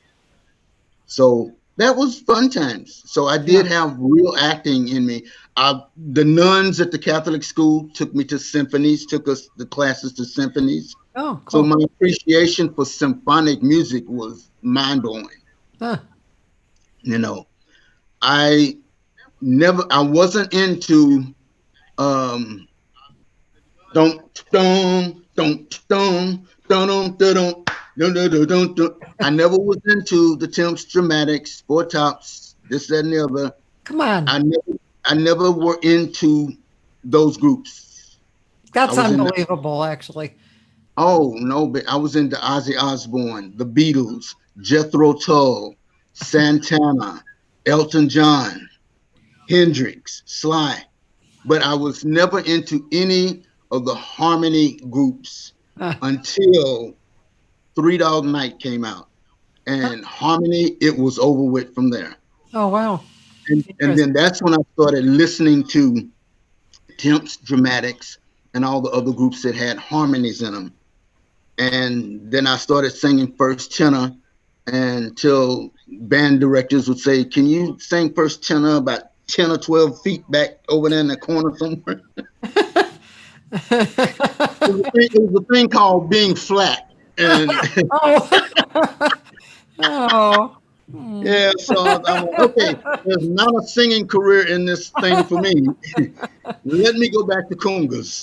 I always hate when I hear stories like that, when the teachers go, yeah, like don't sing, just mouth the words. It's like, oh, poor baby. Yeah, but it was cool. It was cool. I said, Luther, Stevie, you'll never be. So close that book and stop Well, it.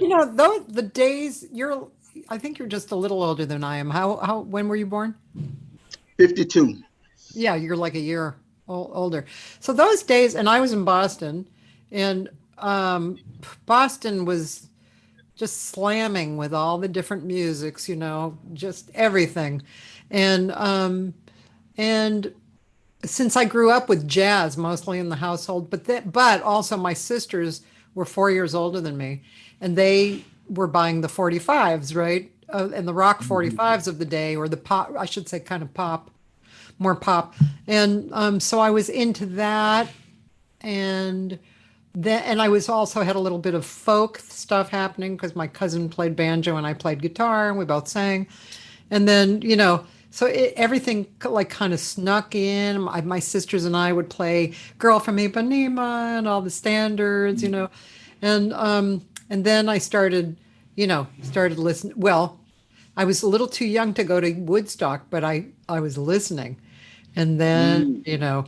you get into the Sly, all that whole funky avenue was just, how could you ignore that if you were alive at that time? You could not Yeah, ignore that stuff at all. It was so went through you, that funk stuff.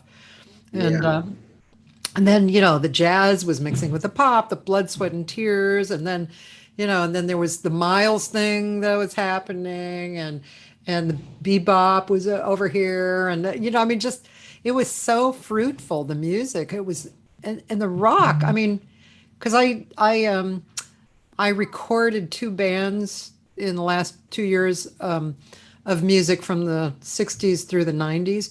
And I was listening. It was hard to pick songs because there's, it's like the movie of your life, It just, wow, man, mhm, there's so much great music that we've been brought up on. It's just really yeah, amazing. yeah. That Woodstock album really opened me up to from Joan Baez to Crosby, Stills, Nash and Young with their harmonies, Oh to God. 10 Years and After with their electrifying stuff. Yeah. Richie Havens and his grit, Yeah. you know, just, Sly and Jimmy, Joe Janet. Cocker. Joe Cocker was it. Yeah. That one song was it for me for the rest. I was hooked. But what hooked me more than the song? He stumbled out there totally drunk in star boots. His boots were made of stars. And I looked at him and said, he got stars on his boots. Oh my God. One day, and trust me, I found a pair of Nordstroms. I found a pair of star shoes in Nordstrom's. So I have my Joe Cocker star shoes now. Uh-huh. Okay. But but those were I was listening to those kind of albums in high school. Yeah. Woodstock, Tommy, the rock opera Tommy with the Who, Jesus Christ Superstar. Oh, the vocals in that album is just ridiculous. Yeah. And I ended up playing at my place in Santa Monica with Carl Anderson, who played Judas in Jesus Christ Superstar. Yeah. I'm sitting here, okay, stop. Seriously. Just thinking about the blessings God's given me. I played with Judas, with Judas in Jesus Christ Superstar as a vocalist. Awesome guy. Yeah. Awesome. Carl was. Now there was a guy died way too soon, and what a stellar artist. Yeah. Yeah. Yeah. He was amazing. Yeah. Amazing. And At My Place was a really cool, that was a great venue here in LA. It was a Hmm. big room, big stage, had a Mm. green room in the back, big bar. It was a great room Yeah. At my place. Yeah. Yes, man. for what was it? Matt Kramer? Did he book it or something, or he owned it or something? Oh, Does that sound now familiar? you're going into another area of my memory that you can only get so much out of each little. I have 100 megabytes of memory. I've used 150. So One more song I want to hear because, excuse me.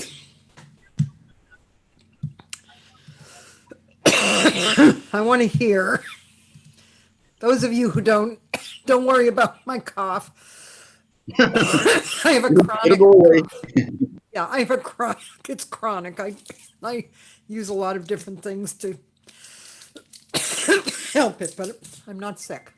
I want to hear. I got some funk Okay. because it is funky, right?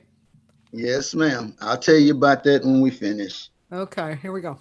I got some fog stuck in my throat, and it can't come out. I got some fog stuck in my throat, and it can't come out. I got some fog stuck in my throat, and it can't come out. I got some fog stuck in my throat, and it can't come out. Every time I hear that music on the radio.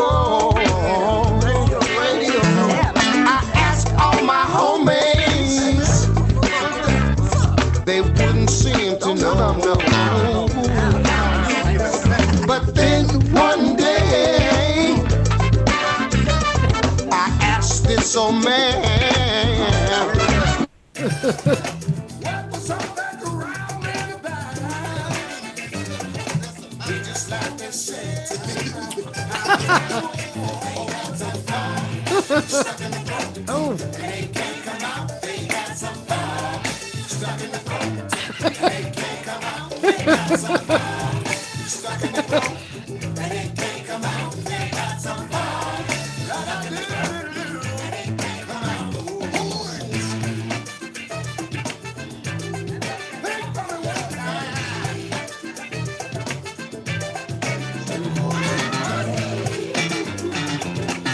Woo.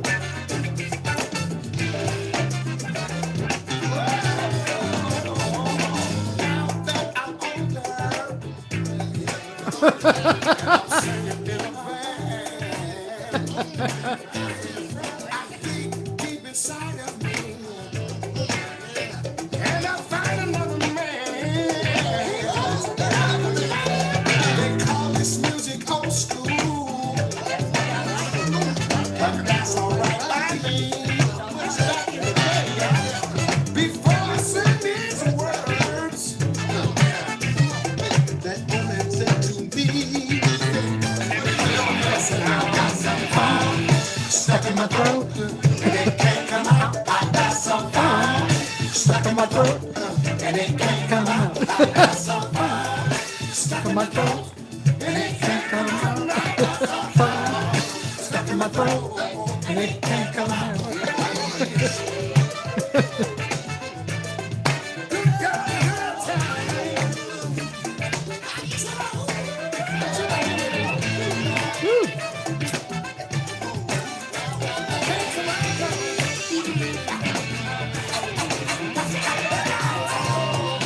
Woo!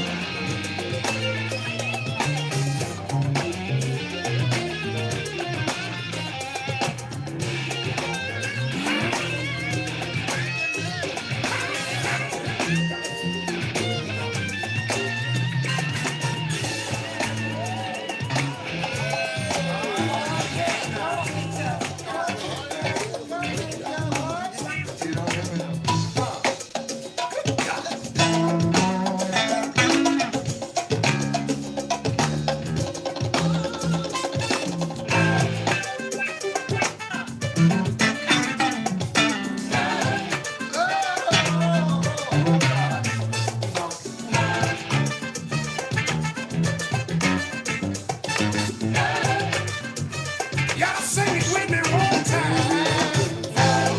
Stuck in my throat, and it can't come out. I got some fun. Stuck in my throat, and it can't come out. I got some fun. Stuck in my throat, and it can't come out. I got some fun. Stuck in my throat.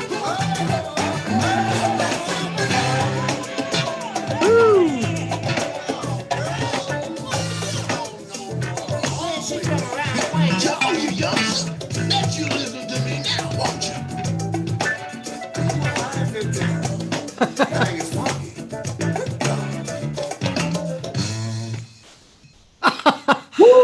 Oh God, Get ready for Labor that Day. is Monster good, Hour man. Friends. We're here to That is good. You like that? I love that. Damn, that's what I'm talking about. That Well, funk, man. You can't. you can't sit still.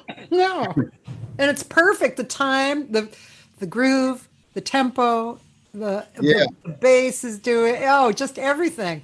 Great It singers on was it too. it was a homage to every funk artist, pretty much basically really every artist that within 2 bars you knew who they were. They had that funk in their throat, and that was their signature. You know Charlie Wilson as soon as you hear him. Ooh, you know Larry Blackman as soon as you hear him. Ow. Yeah. You know everybody's signature funk lick. You know horn players licks. You know Kenny G's thing. You know everybody that's got that it Yeah. is that funk stuck in their throat, and it's not coming out of it. So that was a homage to me knowing everybody. This was letting everybody say these. Once you hear this, you know who they are. And I did it.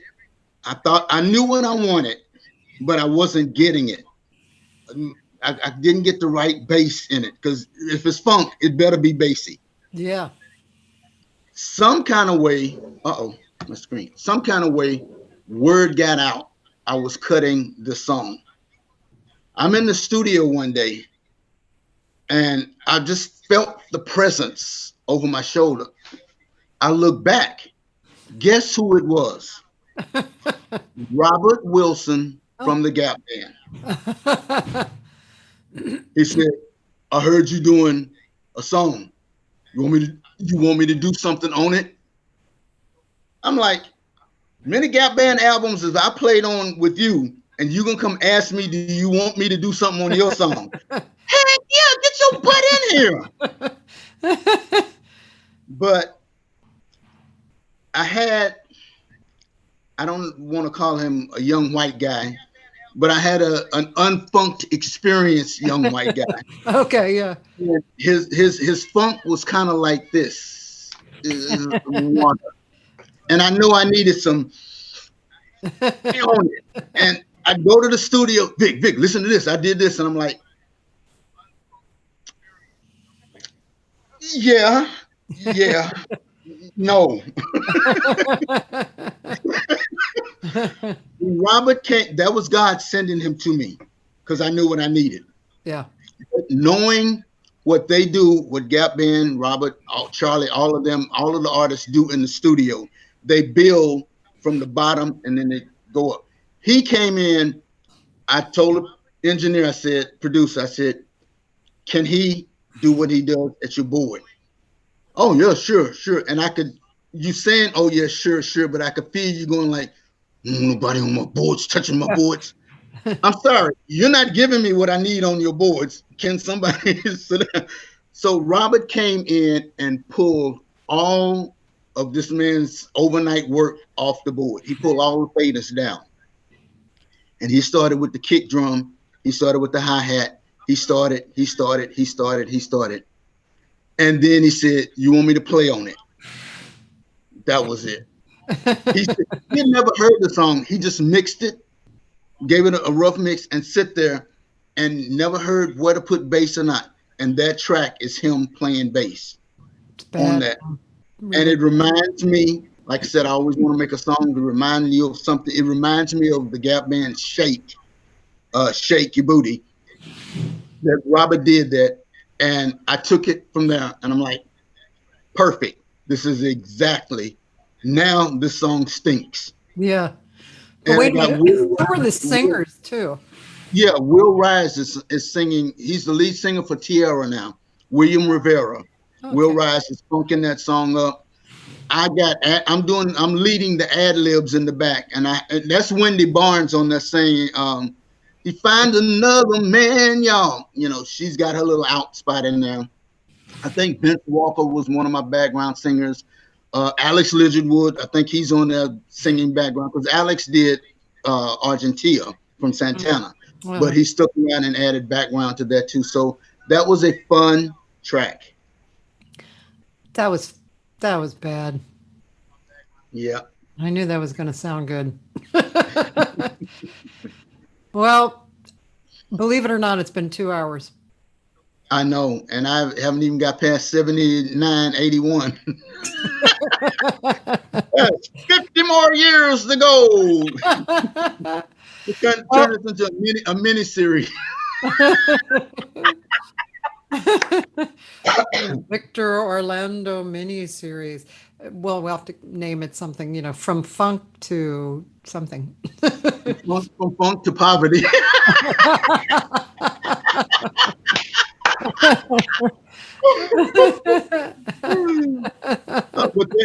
I am on an unsung, this is what this is like to me, unsung. But I don't have too much dirt for you to blast the public with. Well, I have not always been an angel per se. Really? But I'm a Christian and I love God and I love Jesus and I know he directs and guides my path. But I was a wild child at a point. Yeah. You know, and there may be a consequence or two here I'm dealing with but the blessings override all of that to get me to get phone calls and still receive phone calls for whatever. Yeah. You know. And you just did a gig, which I saw online. I couldn't go because I think that was the night the night before I was getting my colonoscopy. So I had to stay close to the bathroom, but that's probably too much information, but I apologize for that. But anyway, you just did an outdoor show in Simi Valley was it on top of a roof or no? You guys, or were you all on top of a roof? It was on a roof. What I haven't played since Valentine's Day in February, and then COVID shut us down. And I'm like, okay, God, I'm at home. I'm resting, healing the body. And then I get a call to do an Earth, Wind, and Fire tribute show at Palo Casino in Temecula. And I'm like, okay, God, is this for me or is this not cool to do? Money, the place, the distance, the audience, the whole thing, circumstance, great. I always say, I got a plan and I'm going to go with that. Unless you want to change it. If you change it, then I'm not going to be at wherever it is that I thought I was going to be. So I had the plan and I ended up doing it. I'm like, okay, then you blessed it. I'm cool. So come back home. I started getting calls to do sessions. I've done 4 people's studio thing, mask up in the whole 9, do what I had to do, go and cool. The guy called me and said, Thousand Oaks, which is a place I've been playing the last 3 years in the courtyard. We do our Santana tribute show in the courtyard. 2, 3, 4, 500 people come. They pack out. It's every Wednesday night tribute band series. So Pat Benatar did last Wednesday. Fleetwood Mac is doing this Wednesday. I don't know who's doing it because he had 3 Wednesdays to do it. Said, would you like to do it? It's on the roof. 99 cars came. If you get out the car, you have to have your mask. If you want to dance around your car, pull up chairs. And it was a parking lot on the roof of. I actually went the Tuesday night before the thing and videoed the parking lot area to let everybody see this is what it was going to be like. And then the cars were separated. And it was a great Santana tribute show. Yeah. It went virtual. It was a virtual Facebook Live thing. The guy filmed it with 3 cameras, and he some kind of way hooked into my page and Farah's page. And when you go on our pages, you actually saw their video. So it wasn't like taking the phone and holding it up, seeing us. This was a whole, camera thing. And that was wonderful. So that's what I just did. So that's my second concert. And then I went in the studio. This is the last thing. I know we got to get out of here, but this is the last thing I'm doing now. I have a brand new, this is my second song for my brand new album. It's called COVID Is Over. It's time to party. COVID is over. Funjala be putting it down. COVID is over. It's time to party. COVID is over. We be getting down. So that's the new single. Going in, mixing in a couple of weeks. Daryl Diaz, Chad Wright, Craig Cooper, CC Thomas, my Funjala Funk horns, and it's just amazing. So that was another situation in sitting around, as they say, being bored to death or whatever. But I'm not gonna let boredom, because I see people on Facebook. I'm so bored. I don't know what to do. I'm so bored. Only thing I have right now, I have COVID belly. Me and that refrigerator is now married. We date each other every day and every night. So I've cut back, but I have COVID belly. So I'm sitting up, and then all of a sudden, I saw a special on Go-Go out of Washington. The sound of Go-Go, the music, and I started playing on my table, the beat, and then lyrics just started coming to me. And then the next thing to do was studio, tell the guys what I thought, and they put it down and come in, and everybody likes it so far. And that's just the rough mix of it. So I want to get it to the people that need it to use it for their political posts. If they, we sat around and joked about this song when we finished. And I said, we can't put this out now because that's like Funjala saying go out to the clubs now. No, we didn't say that. That's not what we're advocating. So we're gonna have to put a warning sticker on the song. But we were sitting around joking so much. The joke had got, when we do the video, we're gonna put Orange Head in there with the back of his head boogieing, and we're gonna put Fauci with his arms crossed, saying, "No, it's not over. It's not over."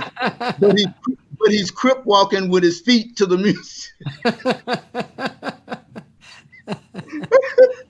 He's partying, but he's saying, "No, it's not over." then we were gonna have Richard Pryor's Mudbone at the end of the record say, it's a disclaimer, we're not telling you to go out there and party and get sick. Don't put that on Funjala. You can do this in your living room. Thank you very much. So Oh, well, I we'll be can't looking forward to that.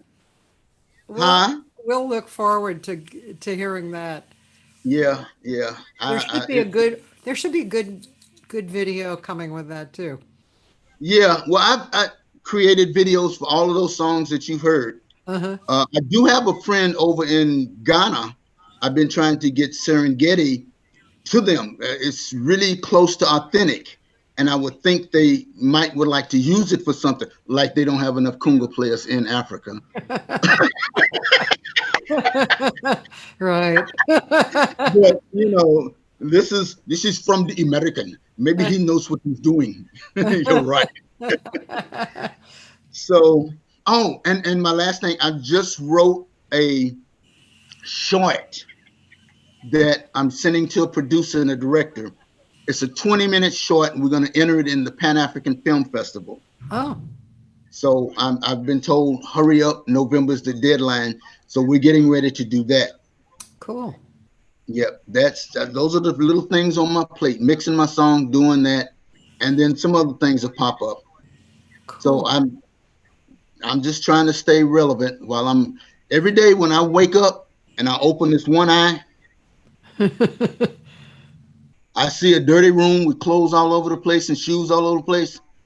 I'm alive. I'm at home. But if I wake up and that eye opens up and it's nothing but white and some smoke, and I hear harps and I see some wings, you're not in Kansas anymore. The movie's over. You can go get your popcorn now. The movie's over. You can stay and watch the credits if you want, because there's a long list of credits to thank everybody. Yeah, but no, when I wake up, I do get it's unconscionable. But okay, let me feel the covers. Let me look. Okay, there's the room. Okay, cool. All right, well, because the night before, it is so weird spiritually. The night before, when we all go to sleep and that switch is cut off, we do not have the power to cut it on in the morning, and we do not know if it's going to be cut on in the morning. Yeah, that's We so don't. true. We don't. We just wake up and okay, somebody cut the switch on. I'm here. I didn't get up in the middle of the night and cut it on. Well, Victor, Yes, my dear. thank you for hanging out for 2 hours. It was fun to talk with you, and Thank you. creative and inspiring, and I'm sure people loved it. And thank you. You're welcome. Thank you for thinking about me, having it. Thanks for our friendship. Thanks for a lot of things. We've been around a long time, and I've seen you, and I just appreciate you. Appreciate a lot of people. I appreciate and love everybody. Then there's those few little people that I'm like, get cut. How can I cut them just away from my happiness? But you can't, because they're gonna infiltrate it, and they're gonna say, for the longest, I never knew I had haters, because I never said the word and I never knew it. But there are people just don't like me. Oh, They just don't like me. I don't know what I did. Oh, like Sheldon Cooper on Big Bang would say, I'll give you a hug. I love Big Bang. I love Big Bang. Yes. all right. Well, listen, man, you have a good day, and I'm going to tell the people who's coming tomorrow. There's a drummer who's played with a lot of heavy jazz people. His name is Bill Goodwin. He's from the East Coast. And Monday is Paulinho Garcia, he has a big fan base, but he lived in Chicago for a long time. He's from Brazil. He sings and plays guitar really, really beautifully. And Tuesday is a singer, Roberta Donay from San Francisco, who sang with Dan Hicks and the Hot Licks, but she's had a band called the Prohibition Mob for years, and it's just like being in the 20s. And the band is great, and she keeps in the persona when she performs, and it's really cool. So, and she wrote some big song that has been used for a lot of, I forget what it's called, One World or something. It's been used in a lot of different ways. And then I'll just end off with Wednesday, Peter Sprague, one of the best jazz guitar players ever, and a great singer, Rebecca Jade. You probably would love her. I played with her. Oh, well, there you go. Yeah. She called me up and I went down to San Diego and we did a show. Oh, She's out with Sheila E. a lot. yeah. She is just capital remarkable. I love her to the moon and back. She is amazing. And she's beautiful all around. She's a beautiful woman to look Yeah, at. her. She's tall and elegant and beautiful spirit and Yep. wonderful singer. So Yes, she is. she and Peter Sprague have a special project, a duo. Well, it's not a duo, but it's a project called Planet Cole Porter. And so they take Cole Porter music and Peter rearranges it and then she sings and it's really good. I mean, he's one of those genius guys, you know. He's really, Right. yeah. He's in San Diego. He has a studio down there too. Yeah, yeah. I had to go down. I was playing with Monty Seward, and she was on a part of the package that Monty Seward, Rebecca J did, and that sax guy. Oh, he's he's amazing. But Celine Dion is the lady. The other person that my ballad. I Oh, wanted to sing that song. Yeah, okay. Yeah. Celine Dion. Yeah. But and Argentina, my song Yeah. got picked up for a movie. Really? It's Cool. in For the Love of Money with Oh, James Caan and Paul Sorvino. oh, Mob movie, and the guy asked the question, "Do you know where Pedro is?" Yeah, he's down in Miami. Bam! When they move that scene, up comes my music. Up comes Argentina. oh, cool. A minute and a half to the end of that scene, and then it's out. Nice. Yeah. But at the end of the movie, to see my name on the credits go up like that. I mean, slowly, not, you know, in some movies, the credits be like flying. Yeah. Like, no, this one was slow. And I was like, I'm crying all the way through the whole slow thing because there's my name, Victor Orlando Dollar, my publishing company, Argentina, on a movie credit. Yeah. Cool. Those are some of the things that God has blessed me to do. Nice. And be on your show. If I died 2 seconds after getting up from this computer, you would have been the last blessing I had. Thank you. Well, I'm not, right? Okay, I was just joking. Those were jokes. Okay? Okay, well, text me later just to let me know you're alive. So. Text me when Okay. I get back in. Yeah, yeah. All right, babe. Thank you so All right, much again. Victor, I love you. Thank you. Love you too, sweetie. Talk soon. Okay, bye, everybody. Have a great day. See you tomorrow. Thanks, everybody, for watching. I know I'm silly and stuff, but thank you for watching anyhow. Goodbye, you. Bye-bye.